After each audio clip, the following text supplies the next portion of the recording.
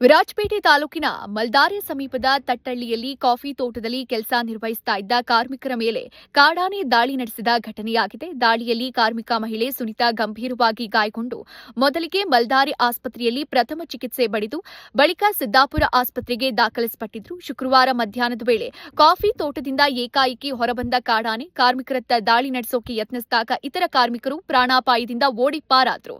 ಘಟನಾ ಸ್ಥಳಕ್ಕೆ ತಕ್ಷಣ ಆಗಮಿಸಿದ ಆರ್ಆರ್ಟಿ ಹಾಗೂ ಅರಣ್ಯ ಇಲಾಖೆ ಸಿಬ್ಬಂದಿ ಆನೆಯನ್ನ ಕಾಡಿಗಟ್ಟೋಕೆ ಮುಂದಾದ್ರು. ಈ ನಡುವೆ ಕಲ್ಲಳ್ಳ ತಟ್ಟಳ್ಳಿ ಗ್ರಾಮದ ರಸ್ತೆಯಲ್ಲಿ ನಿಲ್ಲಿಸಿದ್ದ ಪ್ರವೀಣ ಅವರಿಗೆ ಸೇರಿದ ಜೀಪಿನ ಮೇಲೆ ಕಾಡಾನೆ ದಾಳಿ ನಡೆಸಿ ವಾಹನವನ್ನ ಜಖಂ ಮಾಡಿದೆ.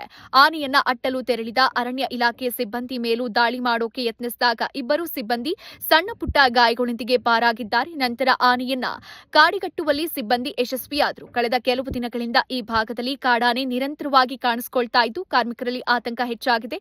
ಆತಂಕ ಸೃಷ್ಟಿಸ್ತಾ ಇರುವ ಕಾಡಾನೆಯನ್ನ ಸೆರೆ ಹಿಡಿದು ಸ್ಥಳಾಂತರಿಸಬೇಕೆಂದು ಕಾರ್ಮಿಕ ಸಂಘಟನೆಯ ಮುಖಂಡ ಮಣಿ ಒತ್ತಾಯಿಸಿದ್ದಾರೆ. ಇಲ್ಲಿ ಮಾಲ್ದಾರೆಯಿಂದ ಕಲ್ಲಳ ಎಸ್ಟೇಟಲ್ಲಿ ಕೆಲಸಕ್ಕೆ ಜನ ಬಿಡ್ತಿದ್ದೇನೆ. ಅಲ್ಲಿ ಇವತ್ತು ಮಧ್ಯಾಹ್ನ ಏಕಾಕಿಯಾಗಿ ಆನೆ ಬಂದು ದಾಳಿ ಮಾಡಿ ರೋಡ್ ಸೈಡಲ್ಲಿ ಮಡಗಿದ್ದ ಗಾಡಿನ ಸಮೇತ ಫುಲ್ಲು ಹೊಡೆದು ಪುಡಿ ಮಾಡಿದೆ.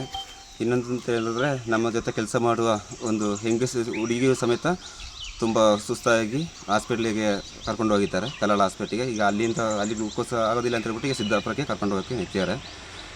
ಇಷ್ಟು ಬೇಗ ಗಾಡಿದು ಮತ್ತು ಅವ್ರದ್ದು ಪರಿಹಾರವನ್ನು ಸರ್ಕಾರ ಕೊಡಿಸಬೇಕಾಗಿ ತಮ್ಮ ಕೇಳಿ.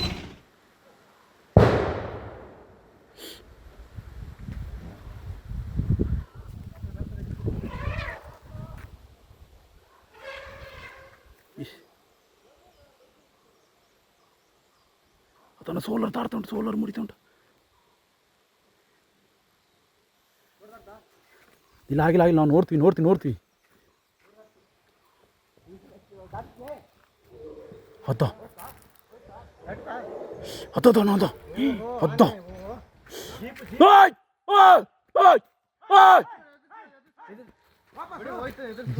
ಜೀಪು ಪುಡಿ ಪ್ರಣೀದು ಜೀಪು ಪುಡಿ ಇಲ್ಲ ಅಣ್ಣ ಅವ್ರಿಗೆ ಫೋನ್ ಮಾಡೋಣ. 2 ಜನ ಇದ್ದಾರಲ್ಲಿ. ಅದು ಅವ್ರೆ ನಿಮ್ಮ ಜನನೇ.